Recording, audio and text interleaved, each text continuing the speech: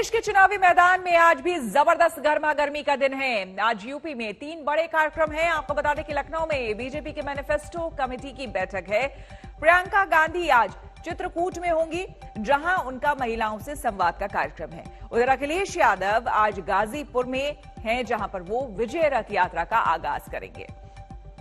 ये यात्रा गाजीपुर से लखनऊ तक जाएगी। नजर होगी पूर्वांचल पर। तो देखिए किस किस तरह का कार्यक्रम रहने वाला है। 16 नवंबर पूर्वांचल एक्सप्रेस का उद्घाटन हुआ। 17 नवंबर पूर्वांचल में समाजवादी विजय यात्रा है और इसी वजह से विजय यात्रा कल रोकी गई थी, क्योंकि कल पूर्वांचल एक्सप्रेसवे का उद्घाटन हुआ था। चुनाव से पहले देखिए क्या कुछ हो रहा है। 16 तारीख को पूर्वांचल एक्सप्रेसवे पर विजय रथ यात्रा, ये आज अखिलेश का देखिए जो कार्यक्रम है वो बता रहे हैं आपको। काउंटर प्लान दिया जा रहा है। गाजीपुर से लखनऊ तक 341 किलोमीटर की अखिलेश यादव की विजय रथ यात्रा होने वाली है। 9 जिलों से गुजरेगा अखिलेश का ये विजय रथ। साथ ही साथ एयर स्ट्रिप के पास अखिलेश की चुनावी सभा होगी।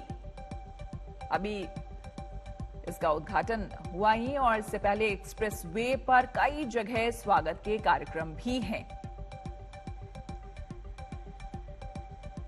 जो काम समाजवादी पार्टी 4.5 साल पहले कर चुकी, उसी काम को आज सरकार कर रही है। इनके पास कोई नया काम भी नहीं है दिखाने को जनता के लिए। जहां तक सवाल पूर्वांचल के एक्सप्रेसवे का है, इसका भी नाम बदला गया। ये समाजवादी पूर्वांचल एक्सप्रेसवे जो समाजवादी पार्टी की सरकार का विजन था, एक बड़ा इंफ्रास्ट्रक्चर काम था। अभिषेक मिश्रा हमारे साथ सीधे गाजीपुर से जुड़ रहे हैं। अभिषेक, आपसे जानना चाहेंगे, वार पलटवार के बीच कार्यक्रम के ऑपोजिट कार्यक्रम वहां पर हो रहा है। अखिलेश यादव का आज क्या कुछ वहां पर कार्यक्रम होने वाला है? विजय रथ यात्रा पहुंचने वाली है उनकी। देखिए बिल्कुल श्वेता, बहुत महत्वपूर्ण इसलिए हो जाता है क्योंकि अखिलेश यादव लगातार जिस तरीके से पूर्वांचल एक्सप्रेसवे का कल उद्घाटन हुआ था, खुद प्रधानमंत्री मोदी ने किया, तो उसके बाद में इस रथ यात्रा के जरिए कहीं ना कहीं ये बताने की कवायद है कि किस तरीके से इस एक्सप्रेसवे का बनाने वाला आखिर कौन है। हम आपको दिखाते हैं किस तरीके की जनसभा का यहाँ पर इंतजाम किया गया है। मेरे ठीक सामने वो मंच बनाया गया है जहां पर कुछ देर बाद अभी अखिलेश यादव पहुंचेंगे। यहां से जनसभा को वो संबोधित करेंगे। ओपी राजभर उनके साथ मौजूद रहेंगे। ओपी राजभर की भूमिका इसलिए महत्वपूर्ण हो जाती है क्योंकि भागीदारी संकल्प मोर्चा में पहले जो असदुद्दीन ओवैसी के साथ वो साथ आए थे, लेकिन अब उनका गठबंधन यहाँ पर अखिलेश यादव के साथ में। और पूर्वांचल की धरती पर गाजीपुर, मऊ, बलिया और यहाँ तक कि अगर आगे तक चले जाए तो कहीं ना कहीं इस पार्टी का काफी महत्व है। लेकिन आज एक्सप्रेसवे की कवायद में रथ यात्रा के जरिए अखिलेश यादव ये सीधा संदेश देंगे कि आखिर ये किसने बनाया था। जगह जगह जो स्वागत के कार्यक्रम होने हैं, एक जनसभा ठीक उस जगह पर भी होगी जहां सुल्तानपुर में प्रधानमंत्री मोदी ने एयर स्ट्रिप पर वो एयर शो देखा था, तो वहां भी कवायद होगी। और 340 किलोमीटर की यात्रा कहीं ना कहीं अखिलेश यादव के लिए इसलिए जरूरी हो जाती है क्योंकि पूर्वांचल एक्सप्रेसवे के क्रेडिट को लेकर के लगातार जिस तरीके के वो सवाल उठा रहे हैं, उन सवालों के जवाब देते आज वो उसी एक्सप्रेसवे पर नजर आएंगे। जी बिल्कुल। तो आपको हम बता दें कि आज कई कार्यक्रम होने वाले हैं। प्रियंका गांधी का भी कार्यक्रम है, साथ ही साथ बीजेपी मैनिफेस्टो कमेटी की भी यहाँ पर जो है वो बैठक होने वाली है। ऐसे में अभिषेक, आपसे ये समझना चाहेंगे कि गाजीपुर में मुख्य तौर पर जो अखिलेश यादव का कार्यक्रम हो रहा है, जाहिर सी बात है वार पलटवार और बयानबाजी भी हमें आज सुनने को वहां पर मिलेगी ही, लेकिन खुद इससे पहले प्रधानमंत्री के उद्घाटन वहां पर करने से पहले वो खुद भी वहां का दौरा कर चुके हैं पूर्वांचल एक्सप्रेसवे का। और हमारे संवाददाता को उन्होंने बताया था कि दरअसल जो उनका रोड मैप था और उस हिसाब से जो उन्होंने तैयार की थी, वहां पर कहीं टिकती ही नहीं है बीजेपी। और अपने ताज एक्सप्रेसवे से पूर्वांचल एक्सप्रेसवे को उन्होंने कंपेयर किया था, तब उन्होंने ये स्टेटमेंट दिया था। देखिए बिल्कुल श्वेता, और यही कारण है कि आज का जो ये कार्यक्रम है, आज ये यात्रा निकाली जा रही है, आपको मालूम होगा कि अभी कल इसको करने की कवायद थी। कल कोशिश की जा रही थी इसको गाजीपुर से आजमगढ़ तक करने की। प्रशासन की तरफ से अनुमति नहीं मिली, प्रधानमंत्री का कार्यक्रम था, तो उसके बाद में अनुमति आज की तारीख की मिली है। तो आज यहाँ से जो है इसकी पूरी जो अनुमति मिली वो गाजीपुर से लेकर के लखनऊ तक की यात्रा है। यानी कि पूरा ये जो स्ट्रेच होगा 340 किलोमीटर का, उसमें कहीं ना कहीं अखिलेश यादव बार बार इस बात को बताएंगे। और सियासी तौर पे देखा जाए तो कई माइनस के निकल के आ रहे हैं, क्योंकि विकास को लेकर के बीजेपी सरकार जहां तक लगातार उत्तर प्रदेश में पिछले 1.5 महीने से उद्घाटन और शिलान्यासों का दौर शुरू हो चुका है और विकास के मॉडल को पेश करने की योगी सरकार कवायद में है। तो अखिलेश यादव अपने इस प्रोजेक्ट को याद दिला करके कहीं ना कहीं बताना चाहते कि इसकी शुरुआत कहां से हुई थी। लेकिन बीजेपी दूसरी तरफ वहां पलटवार करती नजर आ रही है। लेकिन ये बात तय है कि इस पूर्वांचल एक्सप्रेसवे को लेकर के सियासी तौर पर माहौल गर्म होता यूपी में नजर आ रहा है, जिसका उद्घाटन पहले हो चुका था। लेकिन आप कहीं ना कहीं अखिलेश यादव साफ तौर पर दोबारा से बयान करने जा रहे हैं। जी बिल्कुल, आगे भी आपसे हम और जानकारी लेंगे, लेकिन फिलहाल धन्यवाद। इस बीच उत्तर प्रदेश में मंत्री मोहसिन रजा क्या कह रहे हैं, जरा सुन लेते हैं। समाजवादी पार्टी के मुखिया श्री अखिलेश यादव जी वैज्ञानिकों के द्वारा बनाई गई वैक्सीन को भाजपा की वैक्सीन कह देते हैं, और आज भाजपा के द्वारा उत्तर प्रदेश की जनता को समर्पित पूर्वांचल एक्सप्रेसवे उसको अपना बताने की होड़ में लगे हुए हैं।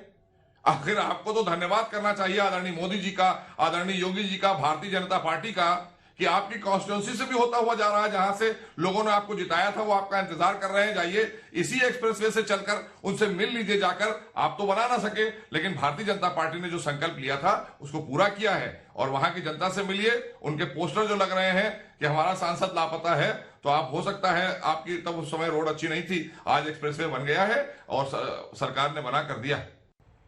फिल्म अभिनेत्री कंगना रनौत की विवादित बयान से 1947 में मिली आजादी को भीख बताने वाली कंगना ने कल इंस्टाग्राम पर एक के बाद एक कई पोस्ट किए, जिसमें राष्ट्रपिता महात्मा गांधी के अहिंसक आंदोलन पर न सिर्फ सवाल उठाया बल्कि मजाक भी उड़ाया। कंगना के मुताबिक चाटा खाने पर दूसरा गाल बढ़ाने से आजादी नहीं, भीख मिलती है।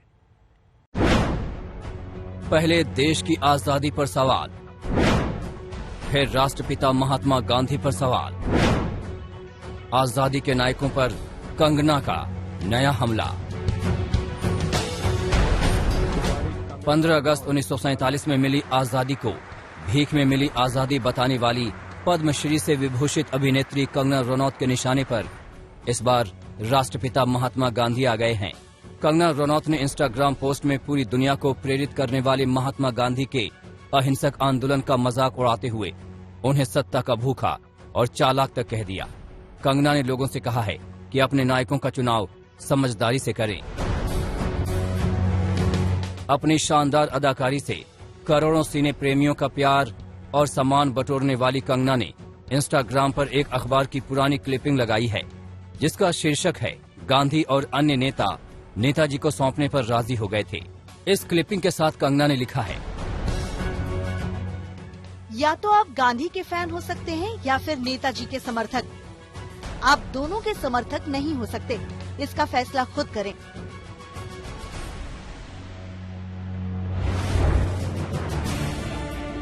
यकीनन ये बयान हैरानी भरा है। बापू के जिन सिद्धांतों और विचारों को पीएम मोदी नमन करते हैं, नेल्सन मंडेला से लेकर मार्टिन लूथर किंग तक, अल्बर्ट आइंस्टीन से आंग सान सूकी तक, जिनके दर्शन की मुरीद रही, उन्हीं खूबसूरत विचारों को कंगना ने अपने हमले से तार तार कर दिया। कंगना ने पोस्ट में आगे लिखा है, गांधी ने कभी भगत सिंह या नेताजी का समर्थन नहीं किया। ऐसे सबूत हैं जिससे लगता है कि गांधी चाहते थे भगत सिंह को फांसी हो। इसलिए आपको ये फैसला करने की जरूरत है कि किसका समर्थन करना है, क्योंकि सभी को अपनी यादों के बस्ते में एक ही साथ रखना और सबकी जयंती पर उन्हें शुभकामनाएं देना काफी नहीं है। वास्तव में ये बहुत ही गैर जिम्मेदाराना और सतही है। हमें अपने इतिहास और नायकों का पता होना चाहिए। इतिहास का ज्ञान शायद इतना काफी नहीं था। कंगना ने एक अन्य पोस्ट में आजादी के नायकों को निशाना बनाते हुए लिखा, जिन्होंने आजादी के लिए लड़ाइयाँ लड़ी, उन्हें उन लोगों ने अपने आकाओं को सौंप दिया जिनमें साहस नहीं था। अपने दमनकारियों से लड़ने के लिए जिनके खून में उबाल नहीं था, वो सत्ता के भूखे और धूर्त थे। ये वो लोग थे जिन्होंने हमें सिखाया कि अगर कोई चांटा मारे तो एक और चांटे के लिए अपना दूसरा गाल बढ़ा दो और इस तरह आपको आजादी मिलेगी। इस तरह किसी को आजादी नहीं मिलती है, इस तरह सिर्फ भीख मिलती है। अपने नायक का चुनाव समझदारी से करें। ये वही कंगना रनौत हैं, जिन्होंने पिछले दिनों एक कार्यक्रम में ये कहकर विवाद खड़ा किया था कि 1947 में देश को आजादी भीख में मिली थी। देश को असली आजादी 2014 में नरेंद्र मोदी की सरकार बनने के बाद मिली।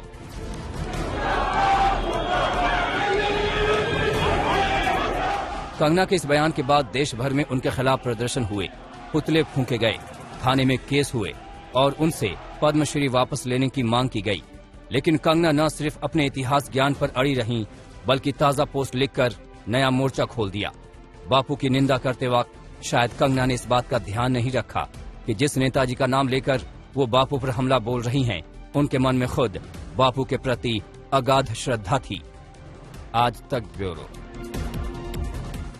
पहले देश की आजादी को बताई भीख और अब राष्ट्रपिता महात्मा गांधी पर हमला। जी हां, फिल्म अभिनेत्री कंगना रनौत ने फिर विवादित बयान दिया है। कंगना ने गांधी के अहिंसक आंदोलन पर न सिर्फ सवाल उठाए बल्कि मजाक भी उड़ाया। जी हां, कंगना के मुताबिक चाटा खाने पर दूसरा गाल बढ़ाने से आजादी नहीं, भीख मिलती है।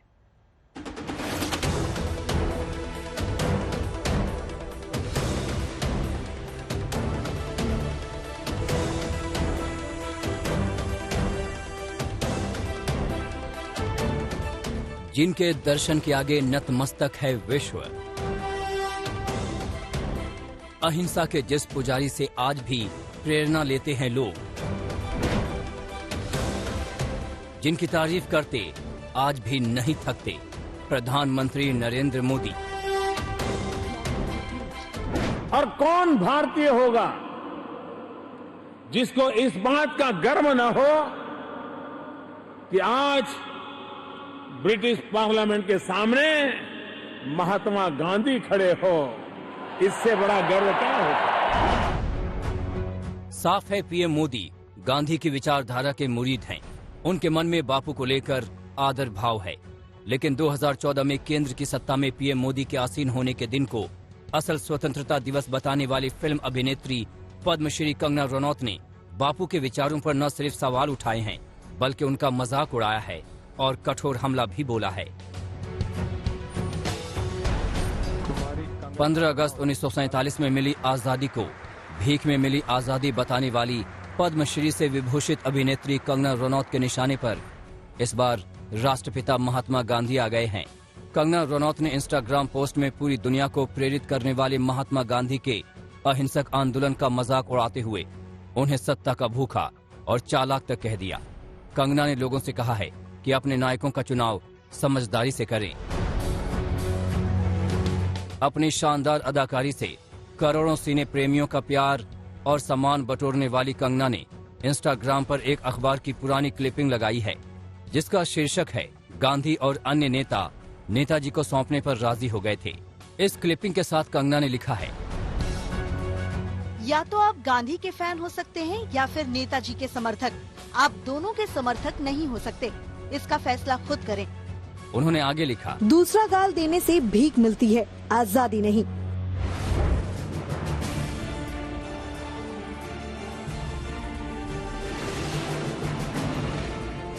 यकीनन ये बयान हैरानी भरा है।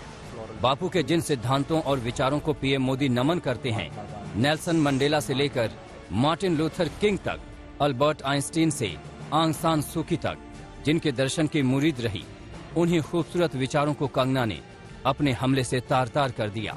कंगना ने पोस्ट में आगे लिखा है, गांधी ने कभी भगत सिंह या नेताजी का समर्थन नहीं किया। ऐसे सबूत हैं जिससे लगता है कि गांधी चाहते थे भगत सिंह को फांसी हो। इसलिए आपको ये फैसला करने की जरूरत है कि किसका समर्थन करना है, क्योंकि सभी को अपनी यादों के बस्ते में एक ही साथ रखना और सबकी जयंती पर उन्हें शुभकामनाएं देना काफी नहीं है। वास्तव में ये बहुत ही गैर जिम्मेदाराना और सतही है। हमें अपने इतिहास और नायकों का पता होना चाहिए। इतिहास का ज्ञान शायद इतना काफी नहीं था। कंगना ने एक अन्य पोस्ट में आजादी के नायकों को निशाना बनाते हुए लिखा, जिन्होंने आजादी के लिए लड़ाइयाँ लड़ी, उन्हें उन लोगों ने अपने आकाओं को सौंप दिया जिनमें साहस नहीं था। अपने दमनकारियों से लड़ने के लिए जिनके खून में उबाल नहीं था, वो सत्ता के भूखे और धूर्त थे। ये वो लोग थे जिन्होंने हमें सिखाया कि अगर कोई चांटा मारे तो एक और चांटे के लिए अपना दूसरा गाल बढ़ा दो और इस तरह आपको आजादी मिलेगी। इस तरह किसी को आजादी नहीं मिलती है, इस तरह सिर्फ भीख मिलती है। अपने नायक का चुनाव समझदारी से करें। ये वही कंगना रनौत हैं जिन्होंने पिछले दिनों एक कार्यक्रम में ये कहकर विवाद खड़ा किया था कि 1947 में देश को आजादी भीख में मिली थी। देश को असली आजादी 2014 में नरेंद्र मोदी की सरकार बनने के बाद मिली।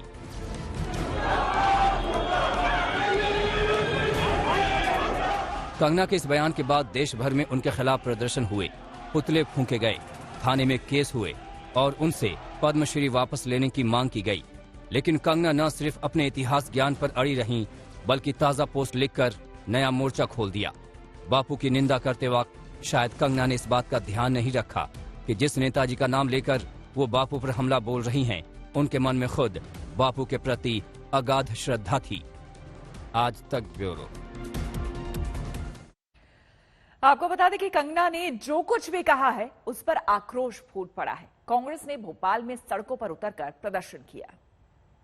रनौत के खिलाफ गुस्सा कांग्रेस का सड़कों पर दिखने लगा है। हाल ही में उनकी जो पोस्ट आई है उसके बाद मध्य प्रदेश की राजधानी भोपाल में कांग्रेस कार्यकर्ताओं ने प्रदर्शन किया है और कंगना रनौत का पुतला जलाया है। यहाँ पर कार्यकर्ता मांग कर रहे हैं कि कंगना रनौत का जो पद्मश्री अवार्ड है वो वापस लिया जाए। और यह तस्वीरों में देख सकते हैं कंगना रनौत ने महात्मा गांधी के खिलाफ जो टिप्पणी की है राष्ट्रपिता के खिलाफ, उसके बाद ये गुस्सा भोपाल की सड़कों पर है कांग्रेस कार्यकर्ताओं का, जहां पर कांग्रेस कार्यकर्ता कंगना रनौत का पुतला भी जला रहे हैं और साथ ही में मांग कर रहे हैं कंगना रनौत का जो पद्म अवार्ड है उसे वापस लेने की।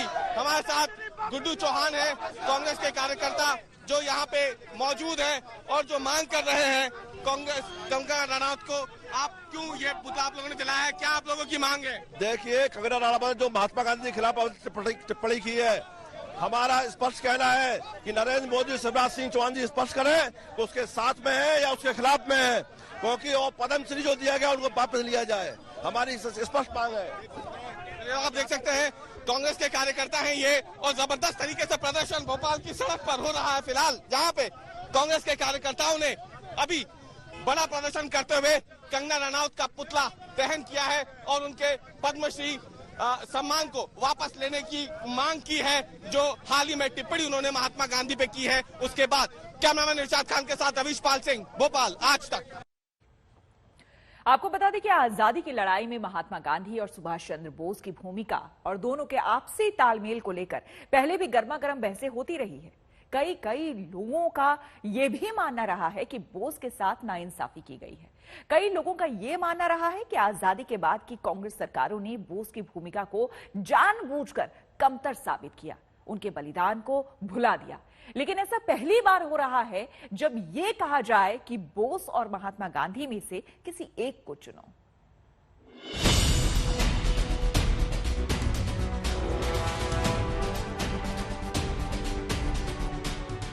महात्मा गांधी बनाम सुभाष चंद्र बोस, स्वतंत्रता संघर्ष के दो बड़े नायकों को परस्पर विरोधी और एक नायक को दूसरे नायक से बेहतर बताने वाली ये बहस पहली बार नहीं छिड़ी है। आजादी के बाद से ही कई स्तरों पर कई लोगों ने यह स्थापित करने की कोशिश की कि सुभाष चंद्र बोस और महात्मा गांधी एक दूसरे के खिलाफ थे। इन्हीं दावों और थियरीज को कंगना रनौत एक बार फिर हवा देने में लगी हैं। हालांकि उन दिनों के इतिहास की किताब का पहला पन्ना पढ़कर ही कोई भी समझ सकता है कि एक ही मकसद के लिए बोस और गांधी की सोच और तरीका बिल्कुल अलग था। लेकिन क्या इसका ये मतलब निकाला जा सकता है कि दोनों एक दूसरे के दुश्मन बन गए थे? सुनिए खुद सुभाष चंद्र बोस की बेटी अनीता बोस क्या कहती हैं। That the relationship between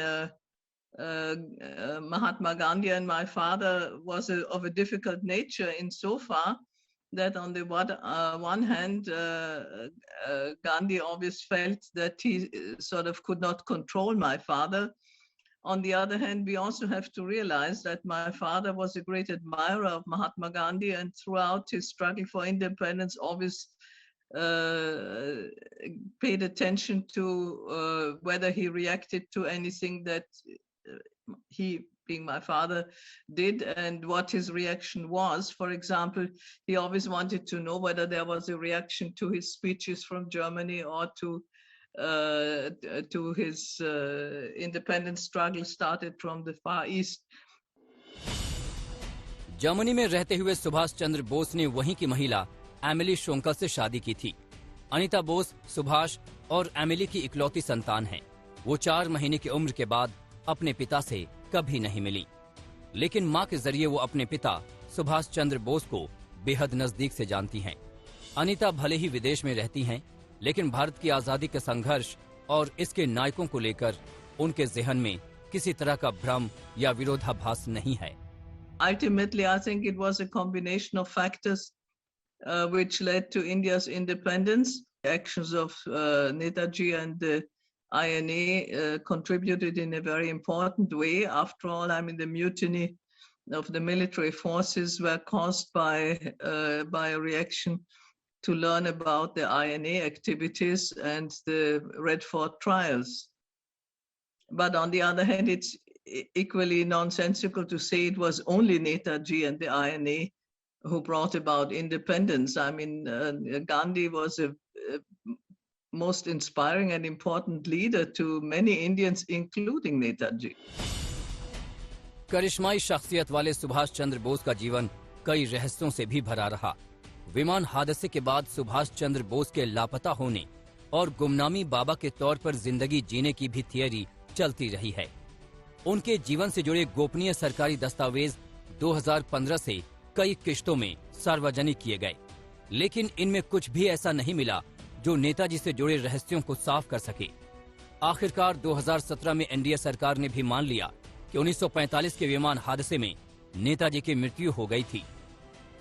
बापू और सुभाष चंद्र बोस दोनों खुद की पैरवी करने के लिए इस दुनिया में नहीं हैं, लेकिन दोनों नेताओं का जीवन और जुझारूपन देश और दुनिया में आज भी लाखों लोगों को प्रेरणा देता है। I think we should all be very grateful about what our fathers and grandfathers' generation did for independence. And we should respect that many of them were very decent, dedicated, enthusiastic people who suffered a lot. And I think there is less relevance in sort of arguing one against the other and bringing up controversies which maybe were not of that exclusive a nature as you sort of suggested in your questions. Let's respect all of these people who suffered so much for India, and let's take some inspiration on. Gandhi के तौर तरीकों के उनके वक्त में भी कई लोग आलोचक थे। सुभाष की क्रांतिकारी विचारधारा कई लोगों को डरा देती थी, लेकिन आजादी का समंदर गांधी सुभाष जैसी हजारों लाखों नदियों के संगम से भर पाया है। 75 साल बाद ये नापने चल पड़ना कि किस नदी ने पानी कम डाला और किसने ज्यादा, इसका ना तो कोई मतलब है ना जरूरत। लेकिन दो बार राष्ट्रीय पुरस्कार से नवाजी जा चुकी कंगना रनौत जैसी एक्ट्रेस अगर सिलसिलेवार ढंग से इस मिशन में जुटी हैं, तो कुछ न कुछ मतलब जरूर होगा। आज तक ब्यूरो।